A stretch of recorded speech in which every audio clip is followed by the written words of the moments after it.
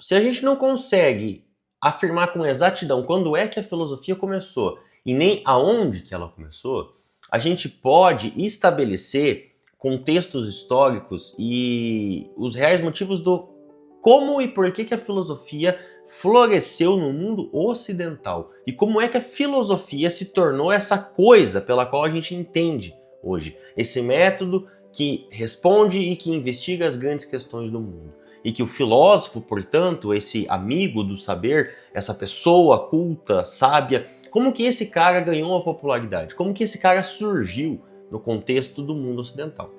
Para isso, a gente vai precisar voltar um pouquinho na história da Grécia, já lembrando que a gente havia discutido nas últimas aulas. Se você não viu as últimas aulas, sugiro que você olhe para compreender exatamente o fenômeno do mitos e o que é a mitologia e como que a mitologia se tornou a primeira forma, o primeiro método que a humanidade desenvolveu para responder às questões do mundo, tá? Então, dentro do recorte do mundo ocidental, na Grécia, a gente tem Homero como um grande fundador de toda a tradição filosófica, de toda a mitologia, Homero e Hesíodo, tá bem?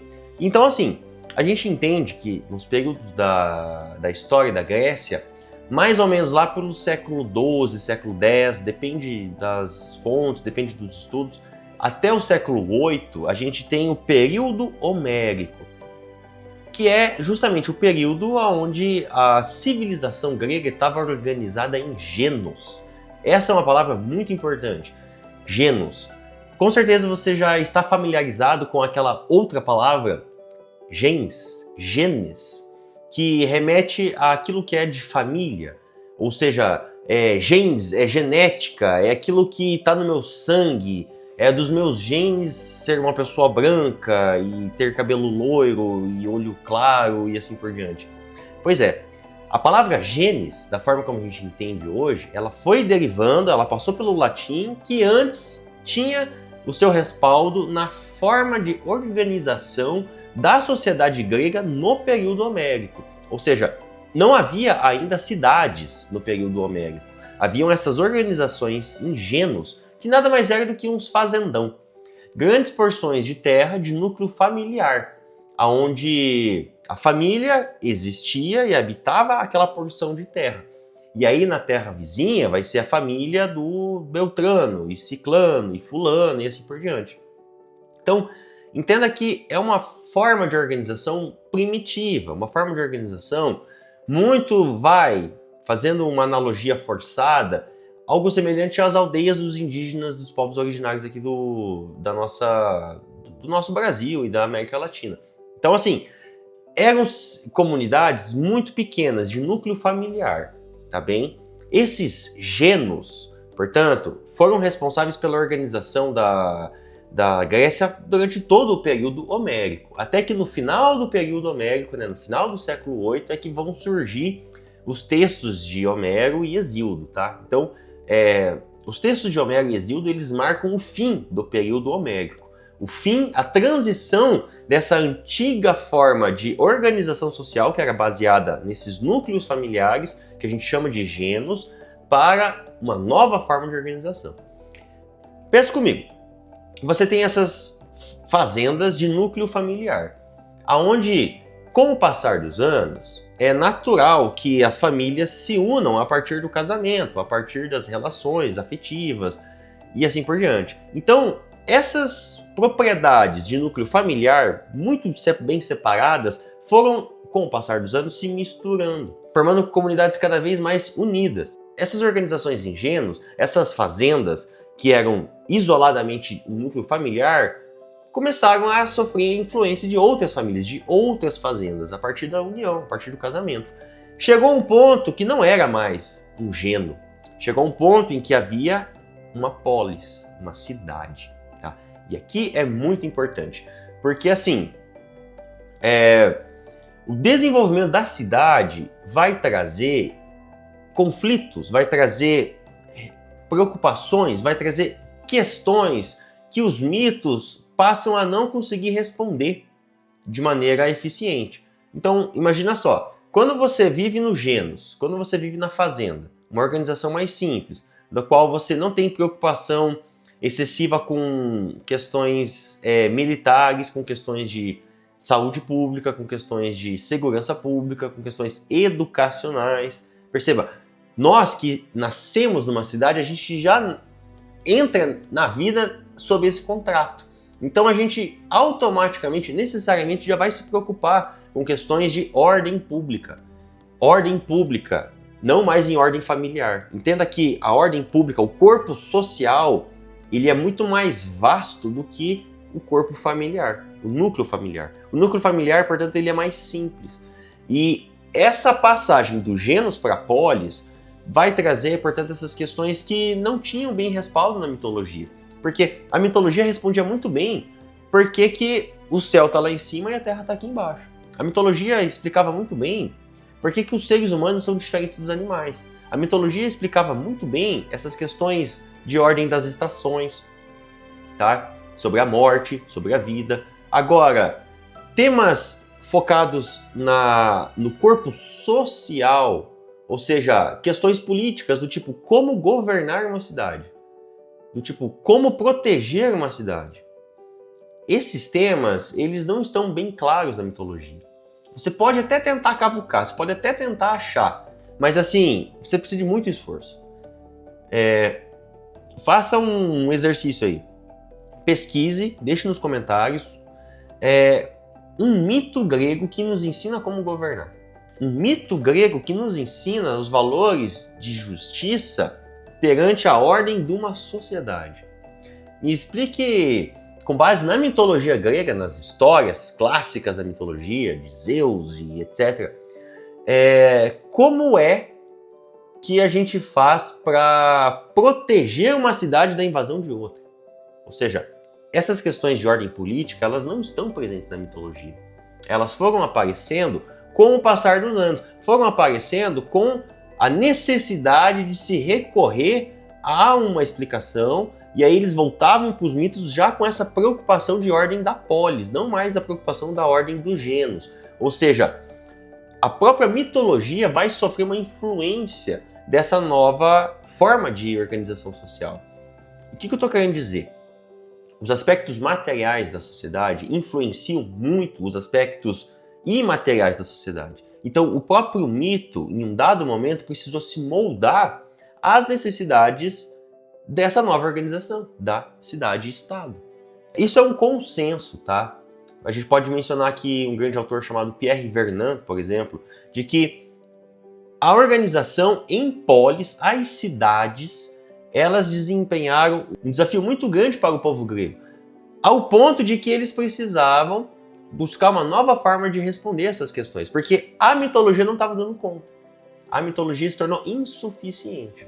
Mas, além das cidades, a gente pode mencionar outros pontos que são importantes também para o surgimento da filosofia, como esse método de investigação no mundo ocidental. A gente pode mencionar, por exemplo, as viagens marítimas que os gregos faziam pelo mar Mediterrâneo. Essas viagens possibilitaram com que eles tivessem contato com os egípcios, contato com os orientais. E aqui é muito curioso a gente observar o mapa, porque a Grécia ela tem diversas ilhas ao redor e ela tem a sua parte em continente. No entanto, a gente pode perceber que tem várias ilhas, inclusive a ilha de Creta, que é o berço da civilização grega, ela está em volta, ela é uma ilha, ela está no meio do mar Mediterrâneo. Então, geograficamente, há um fator determinista, o fato de que os gregos precisavam viajar, o fato de que os gregos estavam sempre navegando pelo mar Mediterrâneo. Com isso, tendo contato com novos povos, tendo contato com civilizações diferentes. Quando você tem contato com civilizações diferentes, é óbvio que há um choque de cultura, um choque de pensamento, que favorece um novo olhar para te responder as perguntas. Por isso que viajar é tão importante. A pessoa que nunca viaja, talvez seja uma pessoa que leia um livro e nunca saia da mesma página. Ou seja, é fundamental que a gente viaje, que a gente tenha contato com o diferente. Isso proporciona um enriquecimento muito grande.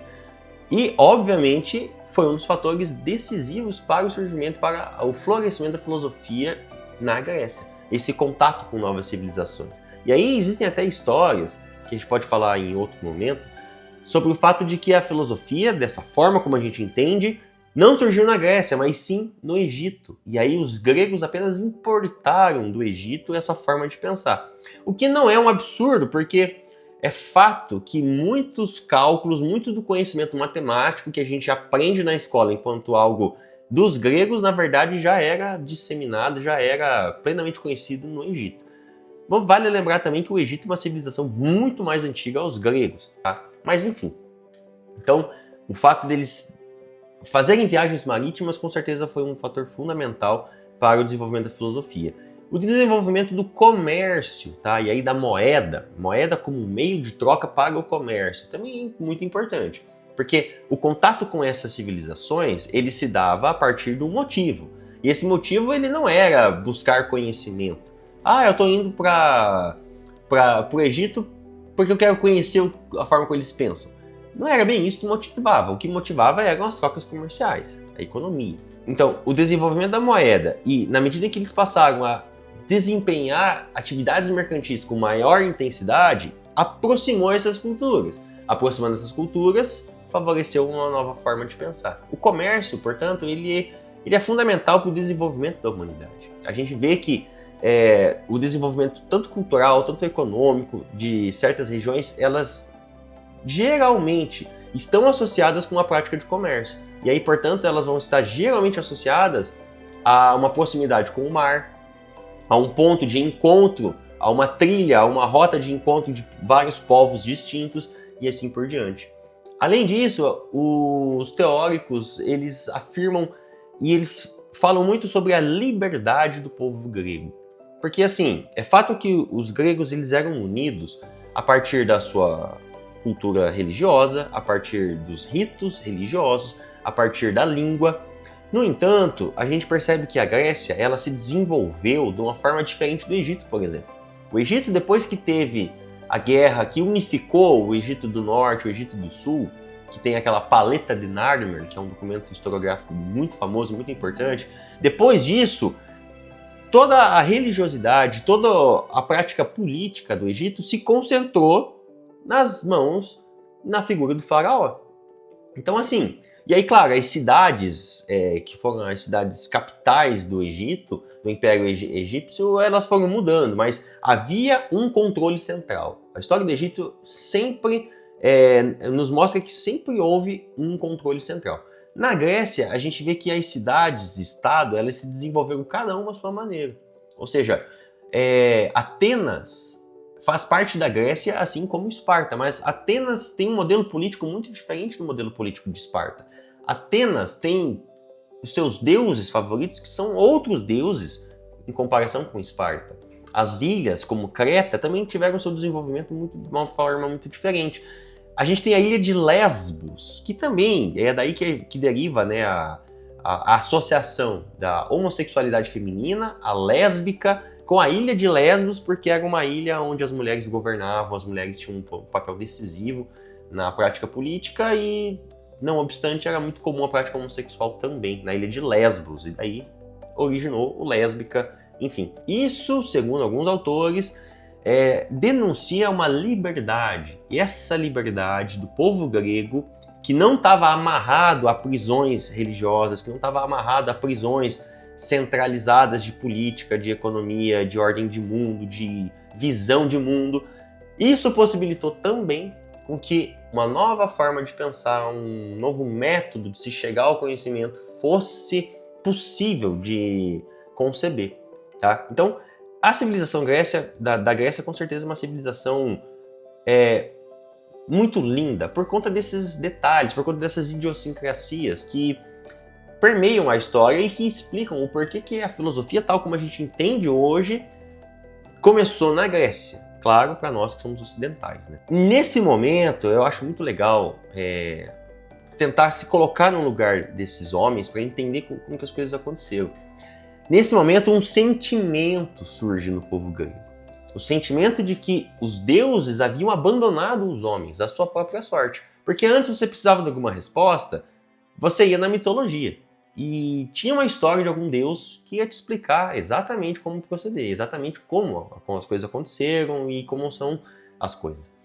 No momento em que surge a cidade não estava no planejamento de quem fundou a mitologia. A cidade não estava bem no horizonte de Homero. Tá? Então é um desafio totalmente novo. E aí os deuses não estão mais respondendo essas questões. Por isso esse sentimento. Os homens foram abandonados pelos deuses da sua própria sorte. Se o homem está abandonado e está dependendo apenas de si, então ele precisa recorrer a um novo método, ele precisa criar uma nova forma de responder e de encerrar esses problemas. E aí que surge a filosofia. E aí que surge a filosofia enquanto uma forma de investigar, uma forma de responder às questões do mundo que não mais recorre ao mito. E aqui eu acho que, só para dar um breve spoiler, a gente pode mencionar Tales de Mileto, que é o primeiro filósofo pré-socrático, que ele, a partir não da mitologia, não do que Homero disse, não do que a tradição religiosa dizia, mas a partir de um método diferente, a partir da sua própria capacidade de raciocínio e dos seus estudos matemáticos, porque Tales de Mileto era um matemático, ele vai conseguir fazer a previsão de um eclipse, por exemplo. Ou seja, entenda que o fenômeno eclipse, que antes era totalmente ligado à ira dos deuses, a questões divinas e sobrenaturais, deixa de ser dessa ordem, dessa natureza, e passa a ser uma explicação racional, matemática, um cálculo. Que se você prever o eclipse uma vez, você pode prever as outras vezes também, certo? Ou seja, parece que Tales de Mileto talvez tenha sido um dos primeiros momentos da história em que ele conseguiu prever o futuro, que a gente conseguiu olhar para o futuro com uma certeza, com um olhar determinista, de que eclipse acontece de tantos em tantos anos, porque isso e aquilo, tá bem? Então, esse sentimento foi importante. Os homens estão abandonados, então os homens precisam buscar as respostas por conta própria. E desde então a gente está aí, camelando, caminhando, tropeçando, caindo e se fudendo e fazendo as coisas à nossa maneira. Cada vez mais, as respostas do mundo demandam da nossa capacidade de investigação do que dos deuses, tá bem? A gente começa esse processo, a gente começa essa guinada com Tales de Mileto, com os pré-socráticos, que tiram a influência dos deuses no mundo e começam a colocar a explicação racional desses fenômenos como o objetivo a ser conquistado, como a explicação oficial do mundo. E aí a gente percebe também uma coisa muito característica, que é o que vai levar alguns autores a defenderem a filosofia enquanto algo tipicamente grego, que é o fato de que os pré-socráticos e a forma de pensar na Grécia, ela teve por um bom tempo um objetivo muito claro, assim. Além de responder essas questões do mundo de primeira necessidade essa atrelada às condições materiais que eles estavam vivendo, a filosofia ela vai ter um aspecto de amor pela sabedoria, do saber pelo saber. Ou seja, por que estudar? Por que buscar conhecimento? Para atingir algum fim? Claro, isso é importante também, mas não precisa ser sempre assim. A gente pode simplesmente estudar por estudar. E esse é um ponto que eu quero chamar a atenção que está totalmente esquecido, né? Hoje a gente tem uma ética utilitarista das coisas. Então você só faz algo se esse algo for te trazer uma consequência positiva. Se for te trazer prazer, se for te trazer dinheiro, se for te trazer status, se for te trazer crescimento profissional, visibilidade e assim por diante. As pessoas não fazem mais as coisas por elas mesmas. A gente sempre quer atrelar uma consequência futura. E essa consequência tem que ser boa. Porque se a consequência for ruim, você não faz também. Tá? Essa é uma discussão ética que a gente vai trabalhar em outros momentos, mas assim, é uma pegada da filosofia grega, do modo de vida grego, o saber pelo saber. E esse é um dos pontos que faz com que as pessoas defendam que a filosofia começou de fato na Grécia. Mas a gente já problematizou isso em outros vídeos. Enfim, resumindo a história, filosofia, como esse método, dessa forma que a gente entende, começou na Grécia, porque nós somos ocidentais, devido às transformações sociais que aconteceram, devido ao surgimento da cidade e às complexidades e os grandes problemas e desafios que a cidade trouxe para o homem. Na próxima aula a gente vai adentrar um pouquinho mais a fundo nesse tema e a gente vai estudar os primeiros filósofos, de fato, os pré-socráticos. Curta esse vídeo, manda para os amigos, se inscreva no canal e até a próxima.